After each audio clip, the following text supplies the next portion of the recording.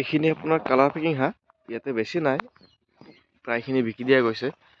ইয়াতে প্ৰায় 30টা নেকি কিবা এটা হাঁহ আছে, কালাৰ পেকিং হাঁহ বুলি কয় এইখিনি বয়স আজি আপোনাৰ চাগে 45 days চামথিং তেনেকৈ কিবা হৈছে, 45 দিনমান বয়স হৈছে, 45 দিন তেনেকৈ চামথিং কিবা হৈছে আৰু ভালকৈ মনত নাই।